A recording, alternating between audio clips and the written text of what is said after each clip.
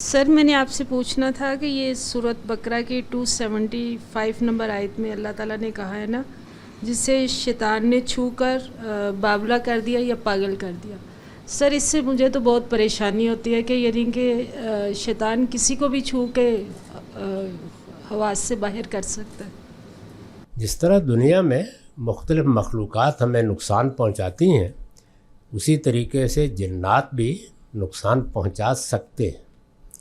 کب پہنچتا ہے، کیسے پہنچتا ہے، اس پر گفتگو ہو سکتی ہے، لیکن یہ کہ مچھر کاٹتا ہے اس میں تو کوئی دو رائے نہیں ہے۔ بچنے کا کیا طریقہ ہے وہ یاد کرنا آپ کا کام ہے۔ تو یہاں دنیا میں کون سی مخلوق ہے جو نقصان نہیں پہنچا سکتی؟ سب پہنچا سکتے ہیں، لیکن ہر ایک کے لیے کچھ حدود ہے۔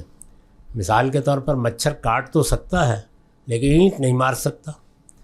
تو شیاطین کے نقصان پہنچانے کا طریقہ مختلف ہے، یعنی وہ ہمارے ذہن کے اس حصے تک صعود کرتے ہیں جو وسوسے پیدا کر دیتا ہے، اور وہی چیز جب حد سے بڑھ جاتی ہے تو بعض اوقات پاگل پن کسی کیفیت بھی پیدا ہو جاتی ہے۔ آخر دنیا میں ذہنی امراض ہیں۔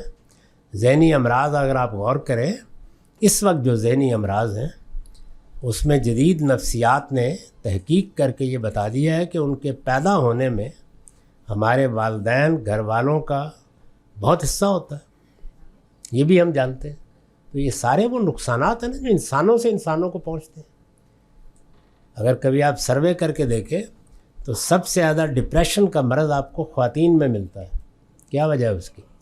خواتین کا حساس ہونا اور ہمارے ماحول کا تلخ ہونا، دونوں چیزیں مل کے ان کو اس صورتحال سے دوچار کر دیتی ہیں۔